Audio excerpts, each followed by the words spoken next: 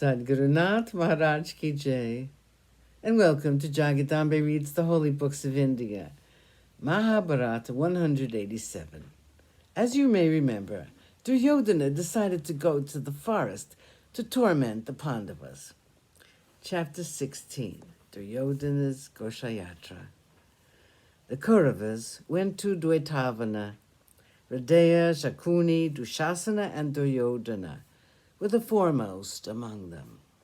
They were extremely happy and so very enthusiastic. They were followed by a large and impressive retinue. Their wives and attendants accompanied them. They reached a beautiful lake in Dwaitavana and camped there. Then began the inspection of the cows. It was over soon. The king, Duryodhana, distributed gifts and riches to the cowherds. They now began to hunt in the forest. They were bent on enjoying themselves. They had heard that the Pandavas had left the Kamyaka and had come to Dwaitavana. The spies of Duryodhana found out this piece of information for them. He at once decided to go to the lake and have a swim, since the Pandavas were in the neighborhood of the lake. Duryodhana went to the lake with all his women. The lake had already been occupied by a Gandharva, who had come there with his retinue. The servants of Duryodhana went to him and reported that the lake had already been occupied by a Gandharva. Duryodhana was quite annoyed by this.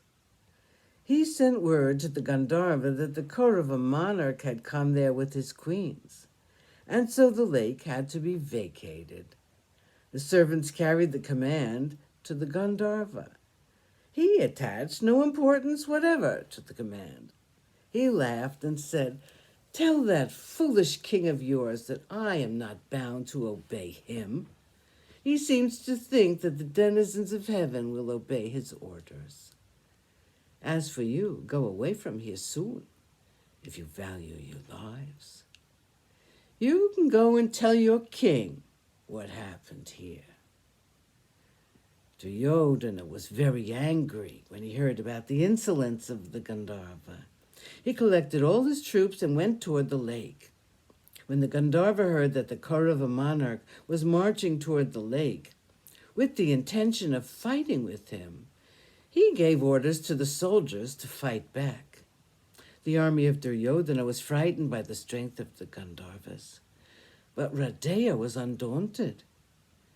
He rallied the ranks and fought with the Gandharvas. The army of Duryodhana was now in danger of being defeated.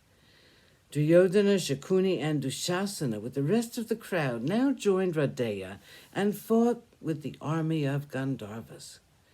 Seeing his army being defeated by Hridaya and the others, the Gandharva chief joined in the fight. He fought fiercely. The Kaurava army could not stand the onslaught, but Hridaya fought still.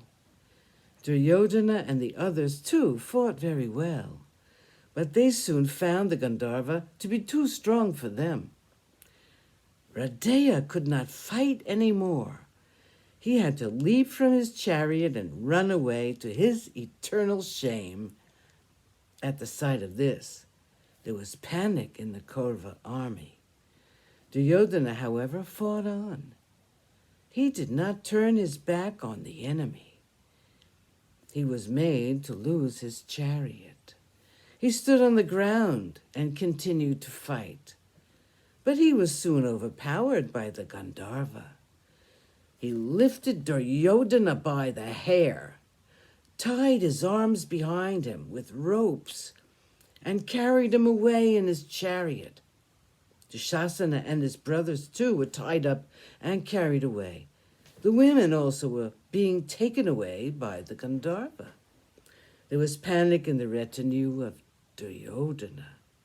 In despair, the remaining people came to the ashram of Yudhishthira and said, "The sons of Dhritarashtra and their women are all being taken away by a Gandharva. You must please pursue him and rescue our king."